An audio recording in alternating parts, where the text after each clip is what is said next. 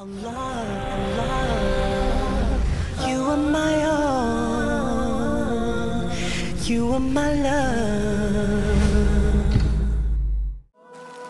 This is what Allah gives us the reminders. Abu Abdullah Muhammad ibn Ahmad al-Qusri relates that in Istanbul there was a governor, he died. They dug a grave for him. When they were on the verge of lowering this body inside the grave, do you know what they saw inside the grave? They saw a black snake waiting for him inside the grave. They were terrified. Naturally they were terrified. They didn't want to bury this guy inside this grave, so they dug another grave. Now they've spent hours digging the second grave. They're on the verge of lowering the body inside the grave, and you know what? The same snake they saw in the first is waiting in the second. They dig a third grave. A third grave. And they find, when they're on the verge of lowering this grave, all of a sudden, out of the blue, they find the same black snake inside the grave.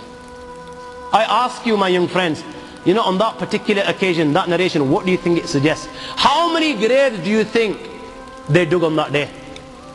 4, 5, 6, 7, 8, 10, 15, 20, 25, 30 graves.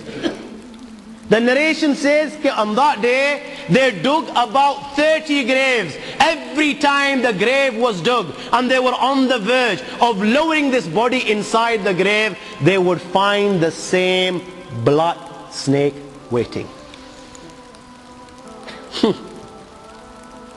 Where are you going to hide?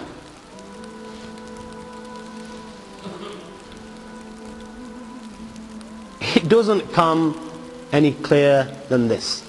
Where are you going to hide? Where? Allah.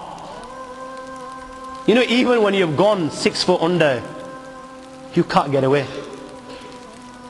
You've left the dunya and you've gone 6 foot under and you think you've got away with it. This is where it will begin.